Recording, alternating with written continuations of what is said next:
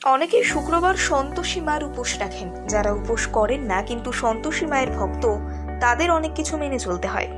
সন্তোষী মার পুজো করলে শুক্রবার কিছু নিয়ম মেনে চলা আবশ্যিক, কারণ এই পদ্ধতি এবং নিয়মানুযায়ী পালন করলেই উপকার পাওয়া যায়। শুক্রবার সন্তোষী মার পুজো করলে এই ভুলগুলি এড়িয়ে যাবেন, তবেই আপনার পরিবারে সুখ, সমৃদ্ধি এবং শান্তি আসবে। টক খাবেন না।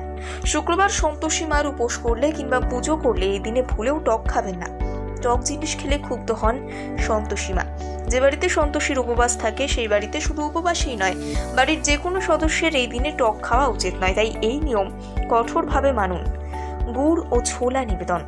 সন্তোষী মার পুজোয় গুড় ও ছোলা নিবেদন করতে হবে।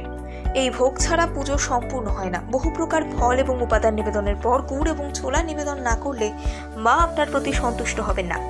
মা সন্তোষীর পুজোয় গুড় এবং ছোলা নিবেদন করা উচিত এবং পুজোর পরে প্রসাদ আকারে পরিবারের সদস্যদের মধ্যে তা বিতরণ করা উচিত।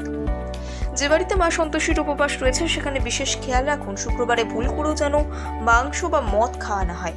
এই ভুলের কারণে ঘরে দারিদ্র্য বিরাজ করে। যারা উপবাস করেন এবং মা সন্তোষীর আরাধনা করেন তারা কখনোই দরিদ্র এবং অসহায় মানুষকে অপমান করবেন না, এতে মা সন্তোষী রেগে যান। আপনি যদি মা সন্তোষীর উপবাস করেন তবে শুক্রবার আপনার সামর্থ্য মতো গরিবদের দান করুন। যারা উপবাস করেন এবং মা সন্তোষীর পুজো করেন তাদের শুক্রবার ভোরে ঘুম থেকে ওঠা উচিত। এদিন তাড়াতাড়ি ঘুম থেকে উঠে স্নান সেরে মা সন্তোষীর আরাধনা করুন এক মনে। অনেকে শুক্রবার সন্তোষী মার উপোস রাখেন। যারা উপোস করেন না কিন্তু সন্তোষী মায়ের ভক্ত, তাদের অনেক কিছু মেনে চলতে হয়। সন্তোষী মার পুজো করলে শুক্রবার কিছু নিয়ম মেনে চলা আবশ্যিক, কারণ এই পদ্ধতি এবং নিয়মানুযায়ী পালন করলেই উপকার পাওয়া যায়। শুক্রবার সন্তোষী মার পুজো করলে এই ভুলগুলি এড়িয়ে যাবেন, তবেই আপনার পরিবারে সুখ, সমৃদ্ধি এবং শান্তি আসবে। টক খাবেন না। শুক্রবার সন্তোষী মার উপোস করলে কিংবা পুজো করলে এই দিনে ভুলেও টক খাবেন না। টক জিনিস খেলে ক্ষুব্ধ হন সন্তোষী মা। যে বাড়িতে সন্তোষীর উপবাস থাকে সেই বাড়িতে শুধু উপবাসই নয়, বাড়ির যে কোনো সদস্যের এই দিনে টক খাওয়া উচিত নয়, তাই এই নিয়ম কঠোরভাবে মানুন। গুড় ও ছোলা নিবেদন। সন্তোষী মার পুজোয় গুড় ও ছোলা নিবেদন করতে হবে।